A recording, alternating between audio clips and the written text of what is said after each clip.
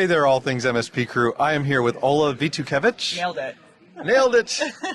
And it's amazing that I can do that because we've actually worked together before. You're currently at PAX8. I am, yep. But let's see, we worked together at SolarWinds. It was SolarWinds, or was it? Because yes, it was SolarWinds, and then you were never on the tail end of Enable, were you? Right, because I left before the split/rebrand, whatever you want to call it. Yeah, whatever.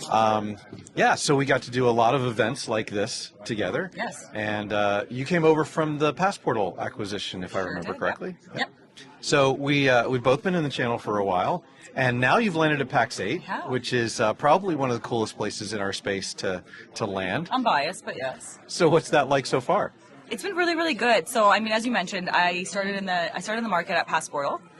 Since my time at Passportal, I mean, PAX8 was already around, so I already had a relationship with a couple of individuals at PAX8, and it was really awesome to see like the growth that company saw. Because I find in a lot of instances, companies don't grow fast enough. PAX8 grew really, really fast. So it was really interesting seeing how they were out in the market, but also seeing how, now that I'm at PAX8, seeing like the internal pieces of it and what that looks like. So it's been really, really great. I get to work with people like Rob, Eric, and all the good things. Yeah, it's one of those things where they created almost a whole new type of, because we don't want to call it a distributorship. Correct, yeah. But it's kind of based on that model, but evolved for what MSPs need today. Yep. And we are on the heels of PAX8 Beyond, so just came off of that a couple of weeks ago. In fact, I have not even edited all of the interviews I've done from PAX8 yet. You probably did a lot too, because your stand was 22. Oh, that's great. 22 interviews at PAX8 Beyond, which was great, and we really appreciate it, by the way. Of course, yes. One of the biggest topics at PAX8 Beyond was AI. Correct, yeah. And I know that you guys are moving a lot in that direction, as is everybody. Yep. But one of the things that I took away from the press briefing ahead of the event was that you guys were very intentional about what you're doing and how you're getting feedback from the MSPs and from the industry as to how to approach that.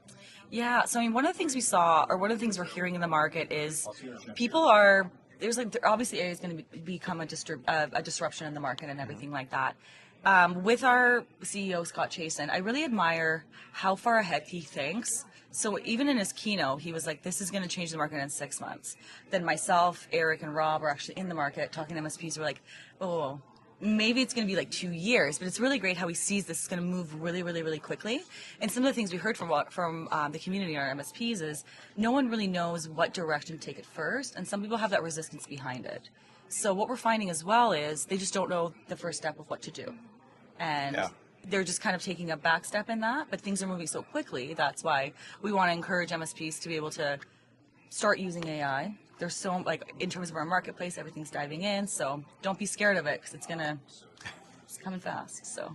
Well, and, some of that feedback that you've gotten has kind of helped you guys to create this whole program. Yeah. And you were even calling it a managed intelligence provider, is that correct? Yeah. And kind of changing the nomenclature, and I think that AI has the potential for really transforming this industry in a way that we haven't seen it transform before. Yeah, no, absolutely. I mean, like, I feel like we see technology kind of changing in buckets of 20 years, right? If you were to talk to someone in terms of the first computer in 1980 and be a part of that, then we saw the cloud piece come in, and now we're seeing this whole piece with AI. One of the things I will say is, I think it was 73 to 85% of MSPs are using it, but they don't know how they're using it or best way to do so. So, I mean, I'm sure for yourself, you use it. You're one of the top percentiles in that sense, where you kind of dive into it right away. But yeah, although it's funny because they talk about there's a big generational difference in how people are using AI, and I'm a little bit older than some of the people around. Although I feel like I don't use it like a search engine, like they really are kind of typifying the older crowd. But I haven't really gotten into the agentic piece too much yet either. Yeah. How much is that going to be involved in what you guys are doing? Yeah, no, it's a good point. Interesting, like, with the new generation coming in, Gen Z and all of that, like, we're finding that, I think it's about 20% of that, 20% is about of the workforce is Gen Z at the moment that's coming through. And what we're finding with this new group of individuals is they're used to technology. Right? Like, I remember a time where, like, I was traveling and I had a book open, I'm mapping myself out. Now it's just like you start seeing, like, where's your phone and everything like that. So there's no resistance to technology with them.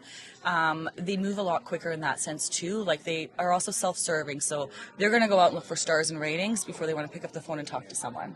Yeah. So we're also finding with that, there's like that new buyer journey coming into the market, too, where they're more self-sufficient. And that's where that MIP piece is going to come in, is MSPs are going to be, they're going to help businesses and educate rather than kind of hold their hand to some extent. Yeah.